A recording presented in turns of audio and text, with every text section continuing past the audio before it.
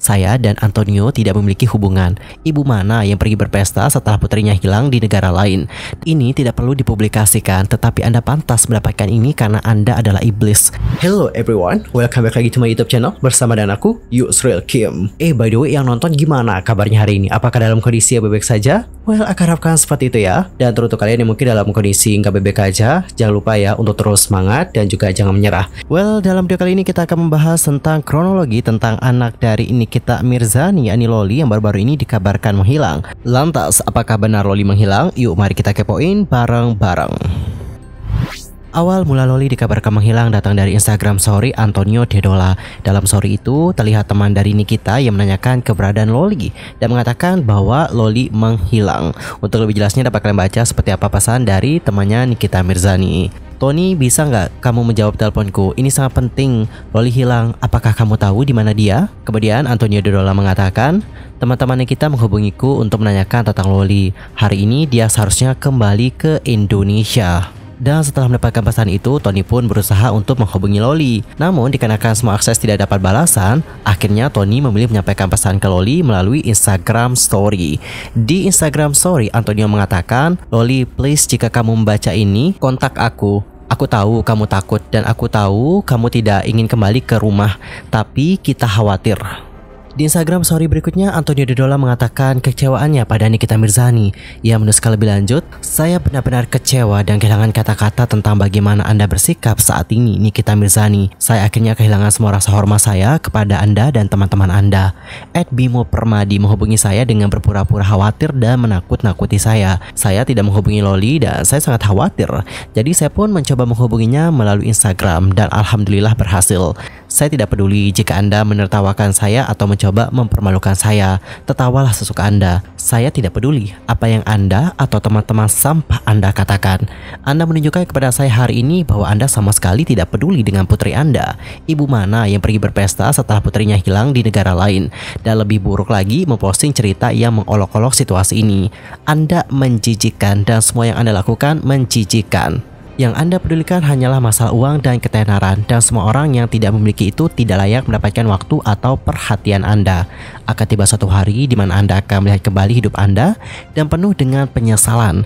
Tetapi mulai hari ini saya tidak akan lagi menjadikan hal itu sebagai perhatian saya. Lakukanlah apa yang kamu inginkan. Aku benar-benar sudah selesai denganmu. Saya tidak ingin Anda menghubungi saya dan semua teman Anda juga bisa berhenti mengirim pesan kepada saya. Anda tidak akan mendapatkan jawaban. Well, jadi seperti itulah bagaimana story terbaru dari Antonio Dedola. Dari story tadi dapat kita simpulkan bahwa Loli tidak menghilang karena dia juga berhasil mendapatkan pesan dari Loli. Dan sebelum dikabarkan menghilang, Loli sempat nih berbagi cerita di Instagram Story. Adapun untuk Loli menuliskan, terkadang hal paling baik yang dapat Anda lakukan untuk seseorang adalah berhenti memberi mereka kebaikan Anda. Karena apa yang Anda ajarkan kepada mereka dengan kebaikan tanpa syarat adalah Anda dapat memperlakukan saya seperti sampah. Dan saya masih akan terlalu baik kepada Anda. Saya membalas sesuatu yang hebat yang Anda berikan kepada saya, yang merupakan kebalikannya. Jadi hal terbaik yang dapat saya lakukan untuk Anda adalah berhenti memberikan kebaikan saya kepada Anda. Ini membutuhkan waktu bertahun-tahun untuk saya pahami, tetapi tidak pernah meminta maaf atas seberapa dalam perasaan saya. Karena ketika hati saya adalah emas dan niat saya murni, saya tidak kehilangan apapun dan orang yang akan kehilangan saya. Jangan ragu untuk memberitahu semua orang bahwa saya adalah monster dalam cerita Anda. Tetapi tolong jangan lupa untuk menyebutkan di bab mana Anda membuat saya hidup. Anda menghancurkan hati saya dan hidup saya, dan Anda mengambil semua yang saya miliki.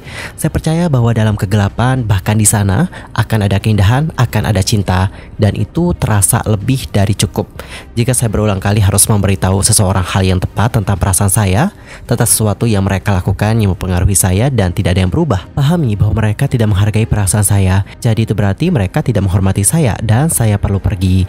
Saya berdoa kepada Tuhan dan saya berkata, Tuhan tolong singkirkan siapapun dari hidup saya yang tidak lagi melayani saya, yang hanya memiliki energi negatif bagi saya, dan itu tidak akan pernah membantu saya mencapai langkah berikutnya. Dan Anda tahu apa yang terjadi.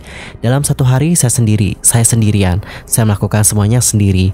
Jika saya ingin berterima kasih kepada siapapun, itu adalah diri saya sendiri, karena saya benar-benar berkomitmen pada diri saya sendiri. Anda melahirkan saya. Anda seharusnya menjadi satu-satunya orang yang bisa saya percaya dan membuat saya aman. Tetapi setiap kali saya melakukannya, Anda semakin menghancurkan saya. Saya mencapainya dengan perlahan, tetapi setidaknya suatu hari saya akan dapat mengatakan bahwa saya berhasil. Saya memaafkan Anda karena tidak menjadi ibu yang saya butuhkan dan membuat saya takut akan cinta. Mungkin Anda adalah alasan saya tidak mencintai diri saya sendiri sekarang. Atau mengapa setiap kali orang terlalu dekat dengan saya mulai berlari. Anda adalah alasan saya tidak bisa membiarkan cinta masuk. Karena setiap kali saya melakukannya dengan Anda, itu menyakitkan.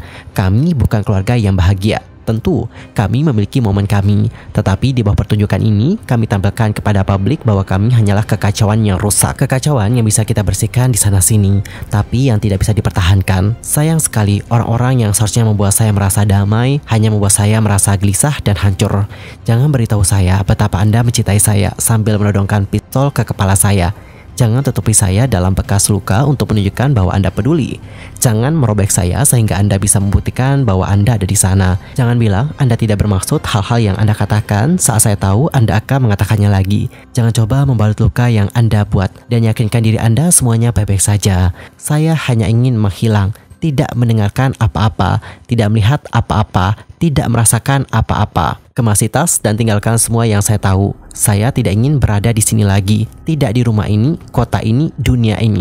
Saya ingin sendiri, tidak pernah ditemukan lagi. Suatu hari kita akan bertemu lagi dan Anda akan melihat saya saat saya melihat Anda. Tapi saya tidak akan merasakan apa-apa. Saya akan berjalan melewati Anda dengan senyum di wajah saya. Dan di dalam diri Anda akan sekarat karena butuh waktu lama untuk menyadari bahwa itu adalah saya. Well teman-teman, jadi seperti itulah bagaimana story dari Loli. Jadi setelah membuat story itu, banyak banget nih orang-orang yang khawatir sama Loli, termasuk Antonio Dodola dan juga netizen yang lain. Apalagi dalam storynya tadi dia juga mengatakan ingin menghilang. Next kita baca lagi bagaimana Instagram story dari Loli. Pertama-tama saya bekerja keras untuk pergi ke sini dan Anda menghancurkan saya. Anda tidak mengerti betapa sulitnya saya ingin belajar di sini dan berada di sini. Anda menyuruh saya pergi balik ke Indonesia, tapi saya bukan mainan Anda. Saya stres, saya perlu bahagia. Jika saya kembali ke Indonesia, apa yang Anda inginkan? Untuk membunuh saya? Meracuni saya? Apa yang Anda omongin di sosmed Anda itu semua bohong. Anda benar-benar menyuruh saya untuk meninggoy. Ada buktinya. Anda membuat saya merasa tidak aman ketika Anda adalah ibu saya sendiri. Anda tidak pernah mendengarkan saya dan bahkan tidak mau membayar sekolah saya. Saya dan Antonio tidak memiliki hubungan, meskipun dia bukan ayah kandung saya. Dia menerima saya sebagai putri kandungnya dan membuat saya merasa aman. Antonio tidak pernah membuat saya melakukan apapun. Itu semua Anda. Jangan salahkan dia. Jika Anda percaya ini, Anda gila. Semua yang dilakukan untuk saya menyentuh hati saya, tetapi semua yang Anda lakukan kepada saya adalah negatif. Sejujurnya Anda gila dan saya percaya itu. Itulah yang saya rasakan selama 16 tahun.